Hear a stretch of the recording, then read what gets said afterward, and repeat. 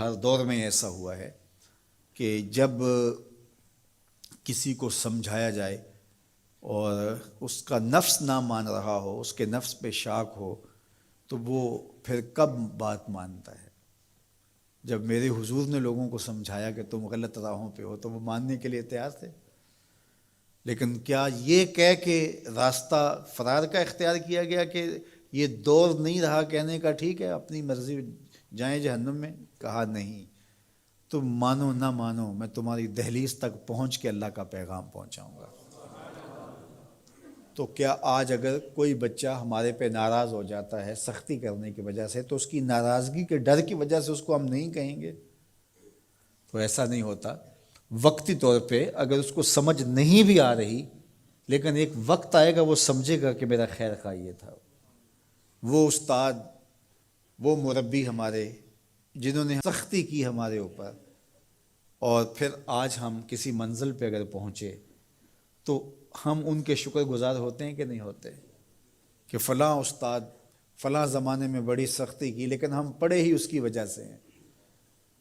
تو ماں باپ سختی کرتا ہے، بچپنے کی عمر، لڑکپن کا زمانہ، تو اولاد کو بعض کا ماں باپ کی باتیں جو ہیں وہ اچھی نہیں بھی لگتی، لیکن ماں باپ کا ایک حیا ادب ہوتا ہے تو قبول تو ان کو کرنا ہی پڑتا ہے۔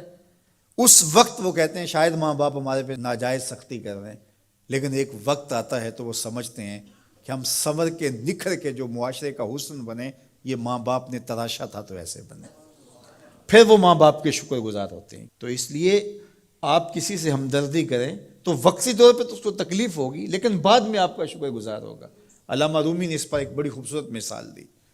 کہتے ہیں ایک شخص درخت کے نیچے لیٹا ہوا تھا اور خراٹے لے رہا تھا، ایک چھوٹا سا سانپ آیا اور اس کے منہ کے اندر گھس گیا، اور ایک شخص گزر رہا تھا، اس نے دیکھ لیا۔ وہ بڑا پریشان ہوا کہ اگر میں نے اس کو بیدار کر کے کہا کہ تیرے اندر سانپ گھس گیا ہے تو یہ خوف سے مر جائے گا، اب کیا کروں؟ تو اس نے ایک چھڑی سے اس کو زور سے مارا، وہ ہڑبڑا کے اٹھا۔ کیا ہوا؟ اس نے ایک اور چھوڑی، اس نے بھاگنا شروع کر دیا، وہ بھی اس کے پیچھے بھاگنے لگا۔ اس کی رفتار کم ہونے لگتی تو ایک اور مارتا۔ کیا خدایا کیا مصیبت ہے، میں نے اس کو کیا کہا، میں تو آرام سے سویا ہوا تھا درخت کے نیچے، لیکن وہ ایک دم گھبراہٹ کا شکار آگے بھاگتا چلا جاتا ہے۔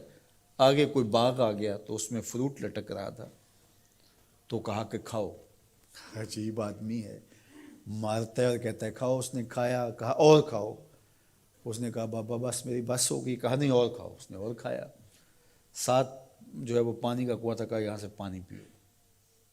اس نے تھوڑا سا پانی پیا، اس نے زور سے ڈنڈا مارا، اور پیو۔ اس نے اور پی لیا۔ رومی کہتے ہیں کہ وہ بندہ بڑا حیران کہ عجیب میرا دشمن ہے، کبھی مارتا ہے، کبھی پھل کھلاتا ہے، کبھی پانی پلاتا ہے۔ اس نے کہا میرے سے اور نہیں پیا جاتا۔ اس نے کہا پیتا ہے کہ نہیں، ایک اور چھوڑی۔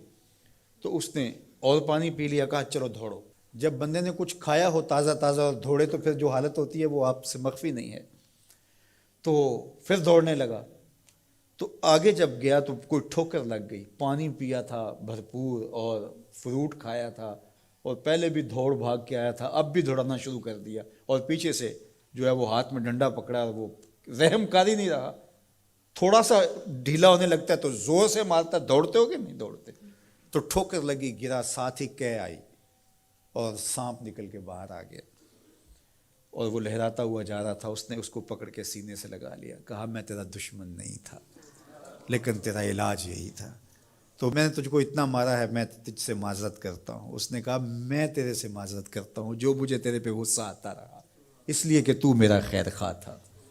جب حقیقت سامنے آتی ہے تو پھر پتہ چلتا ہے کہ کون کسی کا خیر خواہ ہے اور کون کسی کا دشمن ہے۔ اس لیے خیر خواہی کے جذبے کے ساتھ، الدین والنصیحہ، دین ہے ہی خیر خواہی۔ تو خیر خواہی کبھی اس طرح ہوتی ہے کہ آپ کسی کی خیر خواہی کر رہے ہوتے ہیں، اسے لگ رہا ہوتا ہے کہ یہ میری خیر خواہی کر رہے ہیں، اور وہ آپ کو اس وقت ہی شکر گزار ہوتا ہے۔ اور کبھی ایسا ہوتا ہے آپ اس کی خیر خواہی کر رہے ہوتے ہیں، اس کو نہیں لگ رہا ہوتا کہ یہ میری خیر خواہی کر رہا ہے، اس کو غصہ آ رہا ہوتا ہے، لیکن جب اس کو بعد میں سمجھ آتی ہے کہ اس نے میری خیر خواہی کی ہے تو پھر وہ آپ کا شکر گزار ہوتا ہے۔ اور کبھی ایسا ہوتا ہے اس کو بعد میں بھی نہیں پتہ چلتا اس نے میری خیر خواہی کی ہے، لیکن تمہارا رب جانتا ہے، وہ اگر رائی کے دانے کے برابر بھی نیکی ہو اور وہ کسی پہاڑ میں بھی ہو، تمہارا رب اس کو بھی لے آئے گا۔ اس لیے لوگوں کے ساتھ حسن سلوک کرو اور نیکی کا حکم دو، لوگوں کی بہتری کا سوچو، تو اس سے تمہارا رب تم سے راضی ہوگا۔